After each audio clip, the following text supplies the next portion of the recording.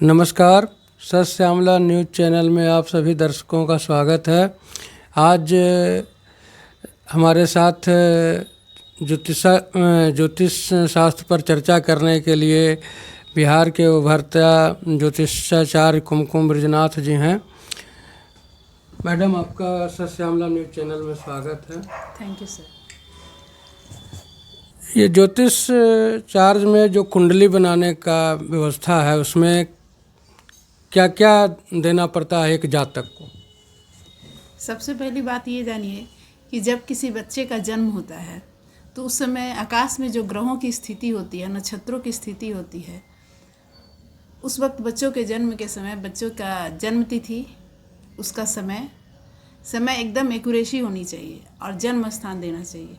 अगर उसमें थोड़ा भी डिफरेंस आ जाए तो जन्म कुंडली सही रूप से नहीं बन पाती या बच्चे के भविष्य को हम सही रूप से निर्धारित नहीं कर पाते। यानी 3 चीज़ों पर ध्यान दीजिएगा कि जन्म का टाइम यानी घंटा, मिनट एंड सेकेंड परफेक्ट हो, जन्म का स्थान वो भी सही हो, और बच्चे ने किस दिन जन्म लिया है वो भी सही हो। ये तीनों चीज़ चाहिए। जन्म कुंडली का क्या महत्व है? देखिए, मानव जीवन या पृथ्वीवासी जितने सभी अपने भविष्य को जानने के लिए उत्सुक रहते हैं, साथ ही वो अपने भूत और वर्तमान की स्थिति को भी सुधारना चाहते हैं। तो ऐसी स्थिति में जन्म कुंडली आपके भविष्य निर्माण में काफ़ी अधिक मदद करती है। आप अपने जन्म कुंडली से जान सकते हैं कि आने वाली हमारा भविष्य कैसा होगा, हमारे बच्चे या हमारा परिवार कैसा रहेगा, हमारा वैवाहिक जीवन कैसा रहेगा। अगर कोई जातक लगातार किसी पेशे के लिए संघर्ष कर रहा है और वो उस स्थिति में नहीं पहुंच रहा है जो उसकी अचीवमेंट चाहिए, तो जन्म कुंडली यानी जन्म पत्रिका जो है, एक ज्योतिष के माध्यम से अध्ययन करा के हम सच में वो स्थिति को जान सकते हैं कि हमारा उन्नति कब होगी या हमारा वैवाहिक जीवन कैसा रहेगा। इसलिए जन्म कुंडली का हमारे जीवन में काफ़ी महत्व है। आजकल जन्म कुंडली पहले के अपेक्षा कम बनाते हैं लोग, इसका क्या वजह? जी, सबसे बड़ी बात है कि मतलब सदियों से आप देख सकते हैं कि पिछले जब से मुस्लिम आक्रमण भारत में हुआ है तो भारत के वैदिक सभ्यताओं को मतलब दोहन किया गया, अत्याधिक दोहन, जैसे नालंदा यूनिवर्सिटी को जला दिया गया, इस तरह आपने देखा है। लेकिन जब आप प्राचीन काल में जाएंगे तो बरामीर, पराशर, ऐसे बहुत सारे ज्योतिषाचार्य थे जो हमारे तारों का अध्ययन करके व्यक्ति के जीवन के बारे में बताते थे। और पूरे वैदिक ज्योतिष इन्हीं सब ऋषि मुनियों के द्वारा आधारित किया गया है। सच पूछिए तो वैदिक ज्योतिष जो है एक विज्ञान है, और लोग जो हैं आज भी जाते हैं ज्योतिष के पास। ऐसा नहीं कि वो अपने भविष्य को सुधारने के लिए नहीं जाते हैं, लेकिन चोरी छुपे जाते हैं। उन्हें लगता है कि अगर मैं प्रत्यक्ष रूप से गया, मेरे पास भी बहुत सारे ऐसे क्लाइंट आते हैं जो कहते हैं कि मैम मैं तो आपके पास आया हूँ, लेकिन प्लीज़ किसी को बताना मत कि मैं प्रत्यक्ष रूप से गया, तो शायद लोग मेरा मजाक उड़ाएंगे। यानी ईश्वर में आस्था तो सबकी होती है, सब कोई जानना चाहते हैं कि मेरा फ्यूचर कैसा होगा और अच्छा रहे, लेकिन प्रत्यक्ष रूप से बताते नहीं हैं। तो ज्योतिष पे सबका विश्वास है। ज्योतिष शास्त्र में अंकों का क्या महत्व? ज्योतिष शास्त्र में अंकों का बहुत महत्व है। आज के डेट में आप कह सकते हैं कि नवीन जितने भी जो एस्ट्रोलॉजर बने हैं वो इसे न्यूमरोलॉजी के नाम से भी जानते हैं। यानी कि 0 से 9 तक जो अंक हैं हमारे जीवन को काफ़ी प्रभावित करते हैं। आप गौर करेंगे कि जिसका जन्म का मूलांक 1 होता है वो सूर्य को लीड करता है, ठीक है ना। यानी उनकी विल पावर काफ़ी अच्छी होती है। उनके चेहरा अगर आप देखेंगे तो काफ़ी प्रभावशाली होगा। वो एक अच्छे वक्ता भी हो सकते हैं। जैसे नंबर 2 अगर आप देखते हैं तो कहीं ना कहीं वो शुक्र को लीड करते हैं। तो इस तरह से हमारे ज्योतिष शास्त्र में अंकों का बहुत महत्व है, जो 0 से 9 तक शुरू होता है। कोई मतलब नहीं है।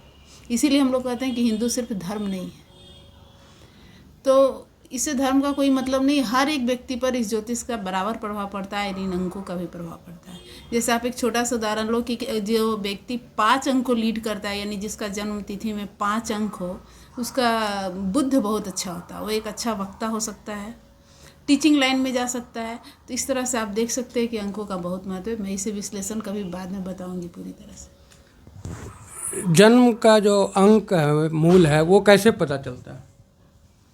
देखिए, जन्म का मूलांक तो जैसे कि मान लीजिए किसी का जन्म 5 जनवरी को हुआ तो मूलांक तो 5 ही होगा उसका।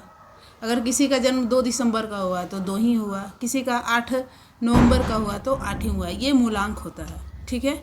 इसका जीवन में बहुत महत्व है। इसके अलावा भाग्यांक भी होता है, जिसमें हम लोग जन्म तारीख और जन्म का मंथ और किस ईस्वी को वो जन्म लिया है सबको ऐड करके हम लोग ज्योतिषीय विधि के द्वारा निकालते हैं।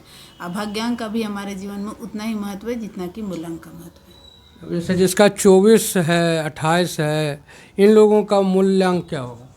जिसका 24 है उसका मूल्यांक 6 होगा। वे शुक्र को लीड करते हैं, यानी अगर उनकी कुंडली में शुक्र की स्थिति अच्छी है तो व्यक्ति लग्जरी लाइफ बिता सकता है, मतलब उसके पास ऐश्वर्य के साधे साधन होंगे और सभी ग्रहों की स्थिति अगर अच्छी है तो। अगर नहीं है तो पूर्ण विश्लेषण के बाद पता चलेगा। जैसे मान लिया जाए किसी का 28 है तो उसका मूल्यांक 1 होगा, क्योंकि 2 + 8 यानी 10, और 10 को हम लोग 1 कहते हैं, ठीक है। यानी वो सूर्य को लीड कर रहा है। ऐसे व्यक्ति आप देखेंगे कि लीडिंग पावर अधिक होने के कारण नेता बन सकते हैं, या किसी ग्रुप का लीडर होते हैं, या अपने पोजीशन में जहाँ भी हो, जिस फील्ड में हो, वो अग्रिम स्थानों पर रहते हैं। लेकिन उसके अलावा भी अगर वो नहीं है तो शायद कुंडली में और ग्रहों से बैड इफेक्ट दे रहा होगा। ये देखना पड़ता है हम ज्योतिष। क्या ये जो जन्म का ये जो बनता है वो रोग बीमारी वगैरह में भी पता चलता है कि ये किस वजह से हुआ है? हाँ सर, बिल्कुल। जितने ग्रह होते हैं अगर बैड प्लेसमेंट पे कोई चला जाए तो उससे रिलेटेड हमारी बीमारियां होती हैं, ठीक है। अगर मान लिया जाए किसी व्यक्ति का गुरु, जैसे कि आप जानते हो कि गुरु होता है ना, अगर किसी का गुरु इफेक्टेड हो, ठीक है, तो ऐसे व्यक्तियों को पेट से रिलेटेड बीमारियां ज़रूर होती है। मान लिया जाए किसी के कुंडली में मंगल इफेक्टेड हो, प्रभावित हो, ठीक है, तो ऐसे व्यक्तियों को आप देखिएगा ब्लड से रिलेटेड बीमारियां होती है, और बीमारियां नहीं, एक्सीडेंट तक होते हैं। इसके अलावा किसी महिला की कुंडली में या किसी पुरुष के कुंडली में शुक्र प्रभावित हो या पीड़ित हो किसी रूप से, तो उस महिला को ओसीडी की प्रॉब्लम, मेंस्ट्रुएशन की प्रॉब्लम या बच्चे होने में दिक्कत होती है, यहाँ तक कि उसके मैरिड लाइफ भी इफेक्टेड होता है। यानी कि आप उस 9 ग्रह से मनुष्य की स्थिति को, उसके शरीर में होने वाली बीमारियों को अच्छी तरह से जान सकते हैं। ये ज्योतिष शास्त्र का महत्व ये है कि बच्चे के जन्म से लेकर के मृत्यु तक का कहीं ना कहीं वो अपना रंग दिखाता है। तो आज शादीशुदा ज़िंदगी में लड़के या लड़कियां जो तलाक की ओर बढ़ रहे हैं उसकी संख्या काफ़ी बढ़ रही है। इस पर आपका ज्योतिष शास्त्र क्या कहता है?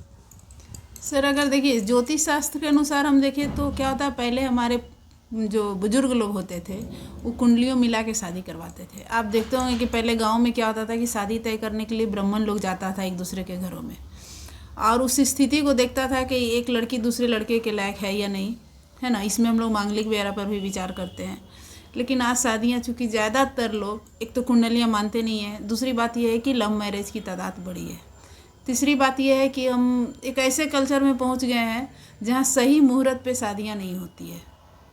सही मुहूर्त पे शादियाँ का काफ़ी महत्व होता है, इससे कुंडली के कई दोष भी दूर हो जाते हैं। लेकिन आजकल क्या होता है, हम फोटो सेल्फी आदि के चक्कर में मुहूर्त निकल गई है, उसके बाद शादियाँ होती है।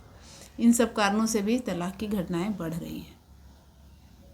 यानी आपका कहना कि शादी जो आजकल टूट रहे हैं उस टूटने का एक बहुत महत्वपूर्ण कारण शादी मुहूर्त में नहीं होना है। हाँ, मुहूर्त में नहीं होना है, कुंडली मिला के शादी नहीं होना है। देखिए कुंडली मिला के शादियाँ होनी चाहिए, और एक बहुत बड़ा रीज़न और भी है। क्योंकि पहले क्या होता था ना कि हम लोग जॉइंट फैमिली में रहते थे, ठीक है। अगर एक पति पत्नी के बीच में दूरी या झगड़े की स्थिति भी होती थी तो दूसरे लोग संभाल लेते थे, या पत्नियां किसी कारण बस मैके में चली गई। लेकिन आज चूँकि सिंगल फैमिली है, दोनों साथ साथ रहते हैं, और दोनों का अगर प्लेनेट दोनों का पीड़ित है तो आपस में टकराएंगे ही, दोनों आपस में टकराएंगे। इससे कोई मैटर नहीं करता है कि लड़की कैसी है और लड़का कैसा है। तो इस स्थिति को सुधारने के लिए पहले मान लिया, एक छोटा सा एग्जाम्पल मैं देती हूँ कि जैसे कि आपने पूछा भी था कि अंकों की स्थिति कैसी रहती है। अगर किसी के 7वें भाव में केतु बैठा है, ठीक है, या सूर्य मंगल बैठा है, तो दोनों की जो लड़के लड़कियां होती है उनकी शादियां टूटने के कगार पे होते हैं, क्योंकि इनके आपसी झगड़े काफ़ी होते हैं। अगर उस कंडीशन में अगर उसके दशा प्रत्यंतर दशा चल रही है, उस कंडीशन में वो लड़की कुछ दिन के लिए लड़के से दूर हो जाए, जैसे कि पहले होता था कि मैके चली गई 2-4 महीना रह गई, तो योग जो होते कट जाते थे। लेकिन आज ऐसा नहीं होता, आज दोनों साथ ही रहते हैं। तो ये योग कटता नहीं और आपस में लड़ते रहते हैं और उनकी लड़ाइयाँ इतनी बढ़ जाती है कि तलाक तक पहुंच जाता है। या तो कह सकते हैं कि कुछ ज्योतिषीय कारण है और कुछ सामाजिक कारण भी कि अब दोनों ईगोइस्टिक भी हो गए हैं। बस ऐसे रोका जा सकता है ऐसे। सूर्य और शनि, हाँ, सूर्य या शनि दोनों मिलकर पितृदोष का निर्माण करते हैं। ठीक है, और आपको पता होना चाहिए कि सूर्य या शनि रियल में पिता और पुत्र हैं। शनि जो हैं वो सूर्य की पत्नी छाया के पुत्र हैं जिन्हें सूर्य पसंद नहीं करते थे। ऐसा नहीं कि दुश्मनी होती है, लेकिन रिस्पेक्ट थोड़ा देता है एक दूसरे को, ठीक है ना। तो ऐसी स्थिति में क्या होता है कि जिसके कुंडली में सूर्य या शनि साथ में रहेगा, एक वैचारिक मतभेद दोनों के बीच में रहेगी। अगर वैचारिक मतभेद नहीं हुआ और अगर पिता की कुंडली थोड़ी कमज़ोर पड़ गई पुत्र से, तो पिता बीमार रह सकते हैं, उनसे दूरी रहेगी, उनके बीच में किसी रूप में दूरी रहे। हो सकता है अगर बहुत ज़्यादा पीड़ित हो तो पिता की मृत्यु भी हो सकती है, समझ रहे ना। यह सेम कहानी पुत्र के साथ भी होता है। अगर पुत्र की कुंडली कमज़ोर हुई तो पिता से दूर हो जाएगा, पिता से दूर हो, या फिर वैचारिक मतभेद हो काफ़ी ज़्यादा, या फिर आप कह सकते हैं कि अल्पायु हो सकता है वो पुत्र। इसे हम लोग पितृ दोष भी कहते हैं, ठीक है ना। इसके लिए ज्योतिष में बहुत सारे उपाय हैं जो करना चाहिए। अब अगर दोनों के बीच में अच्छी बॉन्डिंग बन जाए तो बहुत अच्छा। मैं कुमकुम बृजनाथ, मैं ज्योतिष के क्षेत्र में करीबन 5 साल से काम कर रही हूँ।